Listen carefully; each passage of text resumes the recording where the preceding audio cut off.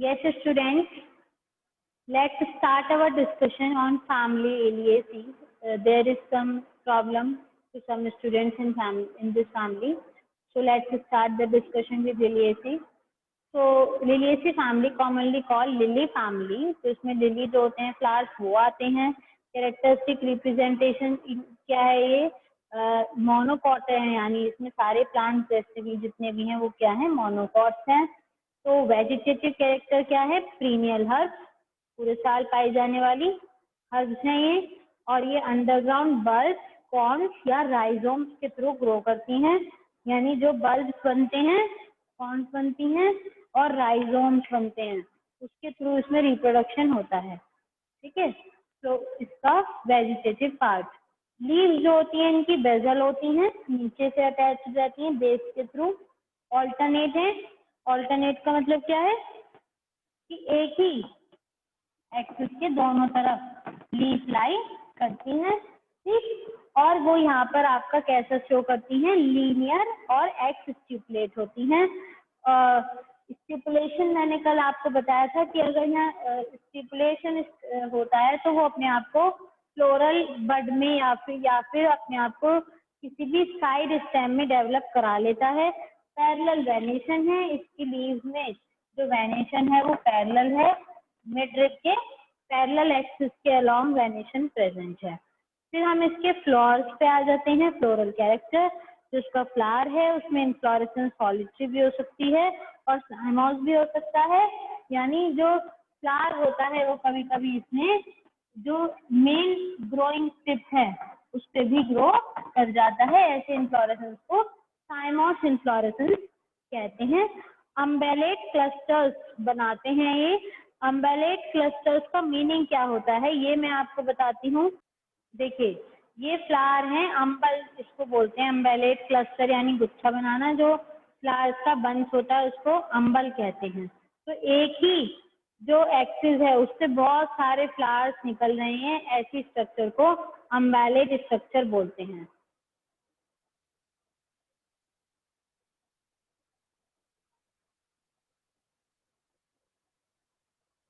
देखेंगे.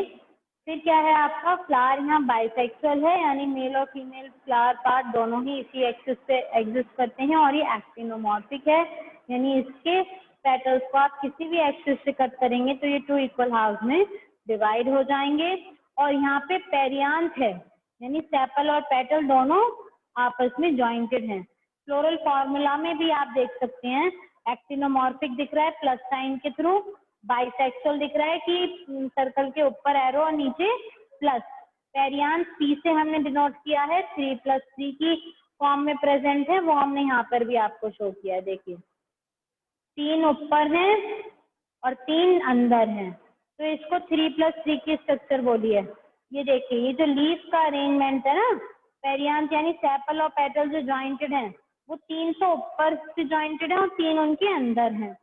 और यहाँ आप देख सकते हो कि इसकी एक्टिनोमॉर्फिक नेचर है. किसी भी एक्सिस से आप कट कर दो, चाहे ऐसे वर्टिकल, किसी भी एक्सिस से कट करने पे ये 2 इक्वल हाफ में डिवाइड हो जाएगा. क्लियर हो रहा है सोनम? आप लोगों को जितने भी ऑनलाइन बैठे हैं समझ में आ रहा है? यस देखिए आगे हम देखेंगे.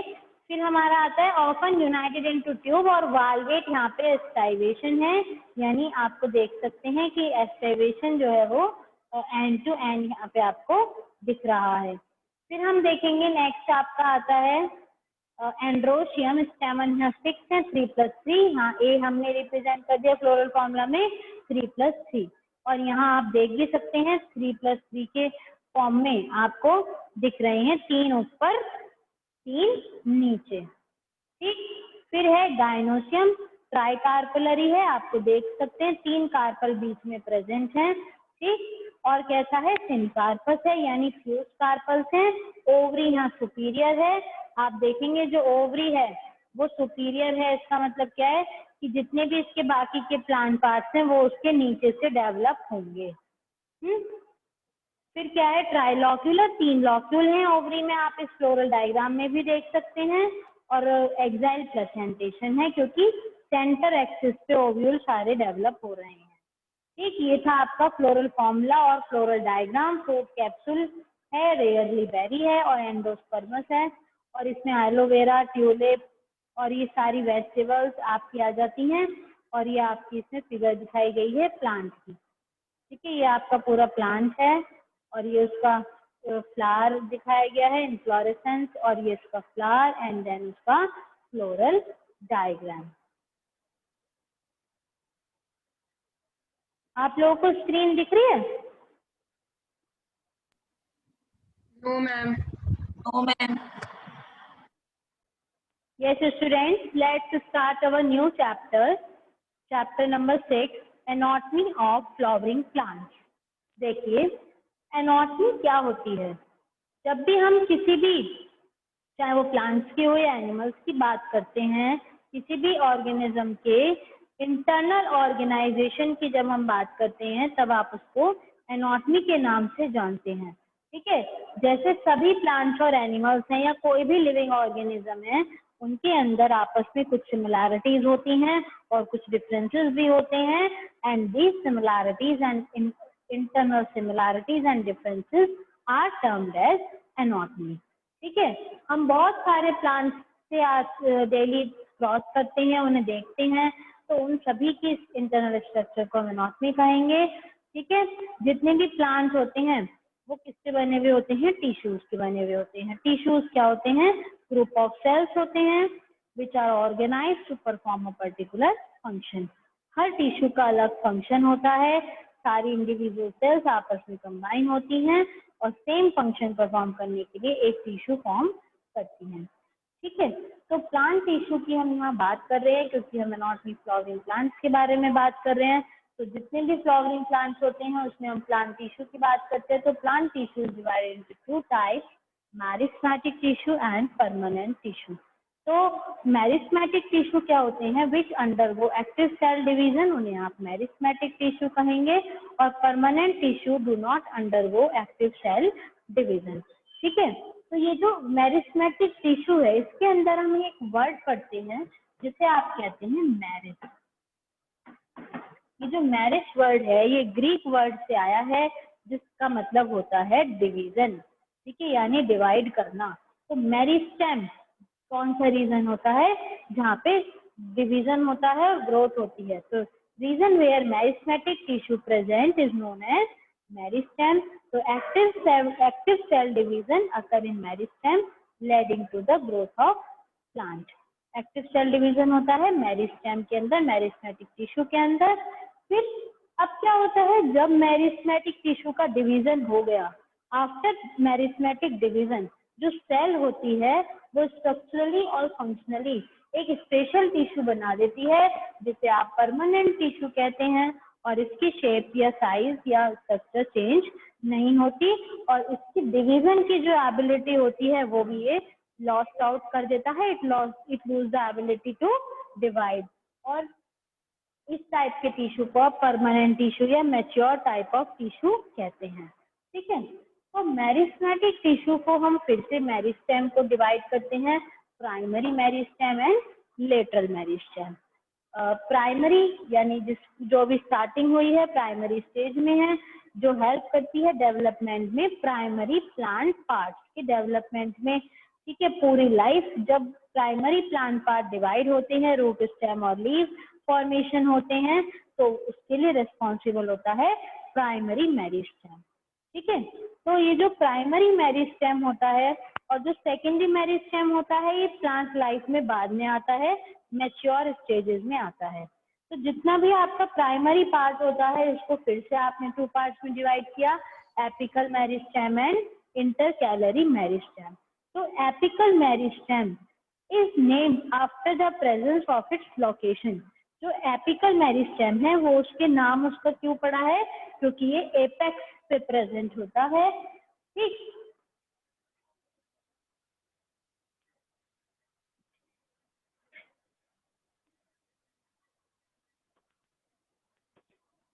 एपिकल मेरिस्टेम इसका नाम क्यों पड़ा है?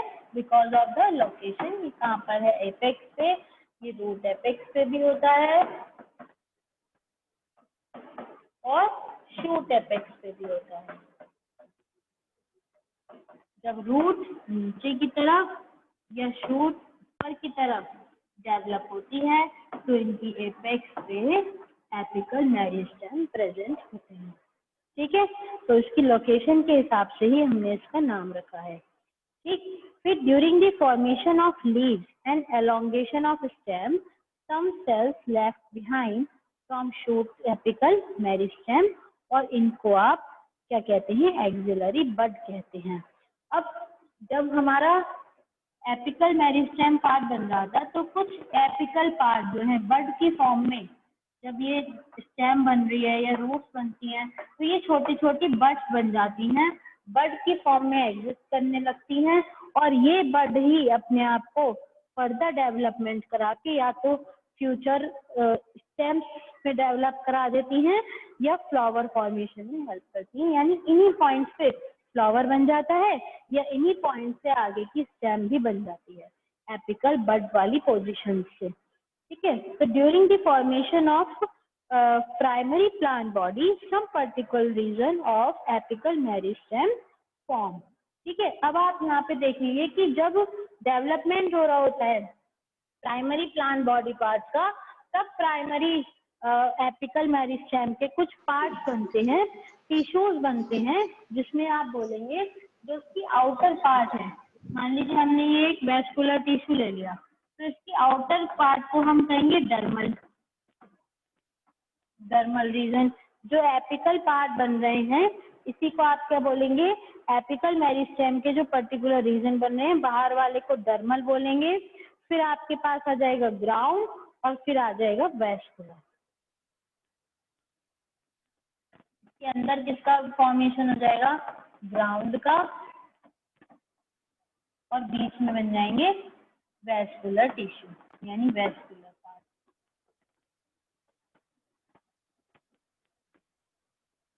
ठीक है, तो ये तीनों पार्ट्स का फॉर्मेशन ग्राउंड का, फिर डर्मल का, ग्राउंड का और वेस्कुलर का होता है जब भी फॉर्मेशन होता है प्राइमरी एपिकल मेरिस्टेम का। ठीक है, फिर हम बात करते हैं इंटरकैलरी। इसके भी नाम से पता चल रहा है, इंटरकैलरी यानी बीच में होना। एक्चुअली क्या होता है, जितने भी प्लांट पार्ट होते हैं इनके पास 2 पार्ट्स होते हैं। देखिए यहाँ मैं आपको बताती हूँ,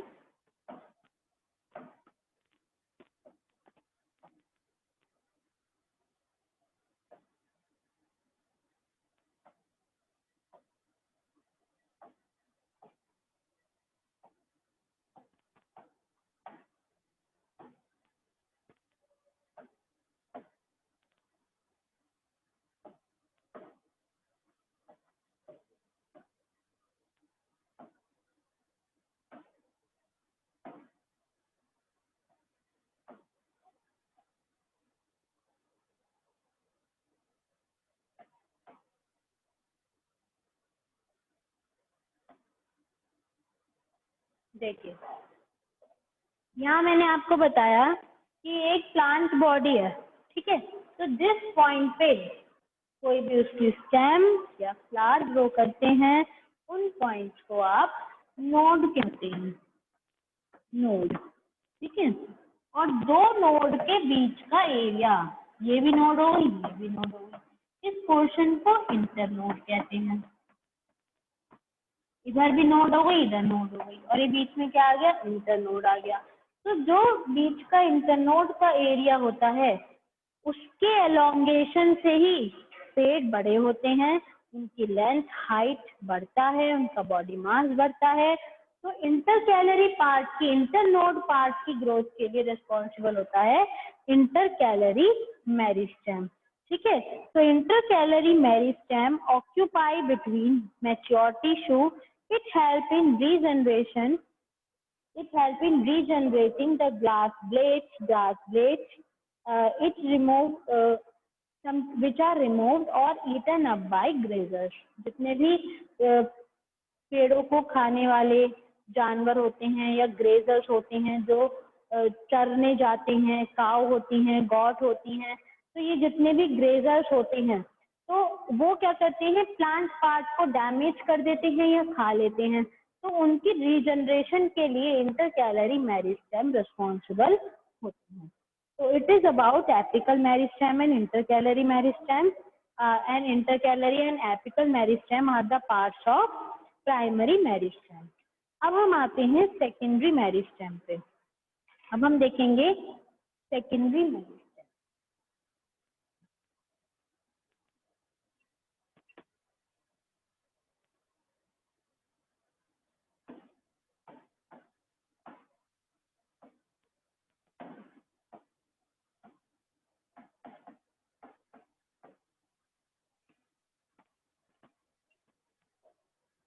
देखिए, जो सेकेंडरी मेरिस्टेम होते हैं इनको आप लेटरल मेरिस्टेम के नाम से भी जानते हैं।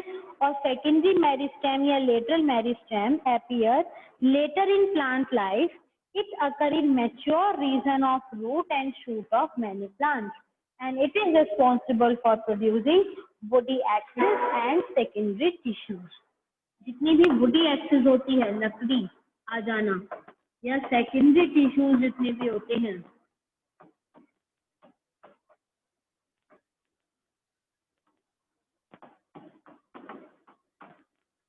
उन सबके डेवलपमेंट के लिए इंटरकैलरी मेरिस्टेम, सेकेंडरी मेरिस्टेम जिसको आप लेटरल मेरिस्टेम भी कहते हैं, वो रिस्पॉन्सिबल होती है। ठीक है, तो अगर हम इसमें बात करते हैं सेकेंडरी मेरिस्टेम में, तो आप देखेंगे यहाँ पर होता है एक पार्ट फेस्टिकुलर,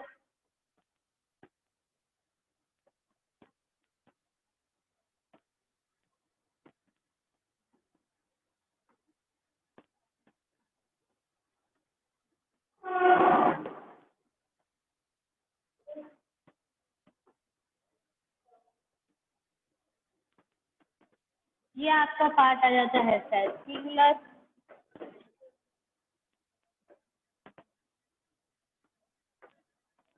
यहाँ आ जाता है इंटरफेसिकुलर, इंटरफेसिकुलर पार्ट आ जाता है, और सेंटर में आ जाती है कॉर्क कैम्बियम,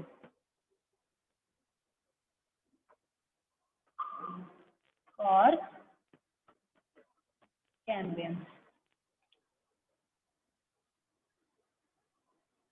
तो ये तीनों पार्ट्स हैं जो सेकेंडरी टिश्यू की डेवलपमेंट में हेल्प करते हैं और यही वुडी एक्सिस के फॉर्मेशन में हेल्प। देखिए students, anatomy of flowering plants जो आपका इस बार आ रहा है, इसमें केवल 6.1 और 6.2 पार्ट ही आ रहे हैं, 6.3 और 6.4 पार्ट नहीं आ रहे हैं। ठीक है, तो हम बात कर रहे हैं कि you can very easily see the structural similarities and variation in external morphology of large living organism जो हमारे पास प्रेजेंट हैं, प्लांट्स और एनिमल्स। उन्हें हम देख के बाहर से ही पता कर सकते हैं इनके अंदर कितने डिफरेंसेस हैं। ठीक है, लेकिन इनकी इंटरनल स्ट्रक्चर की सिमिलैरिटी और डिफरेंसेस को जानने के लिए हमें किसकी स्टडी करनी पड़ती है? एनाटॉमी की स्टडी करनी होती है। ठीक है, तो जो प्लांट्स होते हैं जिनके पास सेम बेसिक सेल होती हैं, ऑर्गेनाइज होती हैं आपस में, और वो बनाती हैं ऑर्गन। सेल कंबाइन होकर टिश्यू बनाती हैं, टिश्यूज कंबाइन होकर ऑर्गन बनाती हैं, डिफरेंट ऑर्गन कंबाइन होकर इंटरनल स्ट्रक्चर बनाते हैं। ठीक है, तो यहाँ अब आ जाते हैं हम टिश्यूज पे। तो टिश्यूज हमारा मेरिस्टेमेटिक टिश्यू है जिसमें मेरिस्टेम वर्ड जो है वो डिवाइडेड, उसका मीनिंग है एपिकल मेरिस्टेम। ये मैंने आपको बताया था अभी। एपिकल मेरिस्टेम उसके नाम के हिसाब से बना है, उसकी पोजीशन के अकॉर्डिंग। देखिए, अगर रूट टिप पे है, रूट कैप पे मेरिस्टेम है, तब आप उसको रूट एपिकल मेरिस्टेम कह रहे हैं। और यहाँ अगर शूट टिप पे है तब आप उसको शूट एपिकल मेरिस्टेमेटिक जोन कहेंगे, जो शूट को ऊपर बढ़ने में ये वाला पोर्शन हेल्प करेगा, रूट को बढ़ने में ये वाला पोर्शन हेल्प करेगा, तो इसको रूट एपिकल मेरिस्टेम के नाम से जानेंगे। और ये है शूट एपिकल मेरिस्टेमेटिक जोन। ठीक, तो ये हमारा एक्सिलरी बड जो होती है, एक्सिलरी बड ये है। तो ये रीजन जो एक्सिलरी बड है, ये क्या करेगा? स्टेम को या फ्लावर को ग्रो करने का प्लेस देता है। इंटरकैलरी मेरिस्टेम क्या होता है? जो मैच्योर टिश्यूज के बीच में आता है। फिर वही आ जाता है कि जितनी हमारी ग्रासेस हैं या रीजनरेट पार्ट्स हैं जिन्हें हार्बीवोर्स खा जाते हैं, तो वहाँ पे इंटरकैलरी मेरिस्टेम होती है ग्रो, मतलब उसे रीजनरेट होने में हेल्प करती है। ठीक है, अब फिर हम आते हैं सेकेंडरी या लेटरल मेरिस्टेम पे। तो ये वुडी एक्सिस को कराने में या सिलेंड्रिकल मेरिस्टेम को फॉर्म कराने में कैम्बियम को और कैम्बियम को फॉर्मेशन में हेल्प करती है। तो ये हमारा था पूरा किसके बारे में, पूरा मेरिस्मेटिक टिश्यू। तो मेरिस्मेटिक टिश्यू में हम देखते हैं जो हमारा सिंपल प्राइमरी मेरिस्मेटिक टिश्यू था वो था ये सारा। तो हम यहाँ देख सकते हैं following division of cell, primary और सेकेंडरी मेरिस्टेम में डिवीजन होने के बाद जो नई सेल्स बनेंगी उनका स्ट्रक्चर भी अलग होगा और फंक्शन भी अलग होगा, और अब उनकी जो एबिलिटी है डिवीजन की वो खो देंगी और तब वो क्या बनाएंगी, परमानेंट या मेच्योर टिश्यू, जिसे आप परमानेंट टिश्यूज कहते हैं। ठीक है, तो प्राइमरी प्लांट बॉडी बनते टाइम स्पेसिफिक रीजन जितने भी होते हैं एपिकल मेरिस्टेम के, वो अपने आप को डर्मल टिश्यू, ग्राउंड टिश्यू या वेस्कुलर टिश्यू में फॉर्मेशन करा लेते हैं। मैंने अभी आपको यहाँ एक्सप्लेन किया है।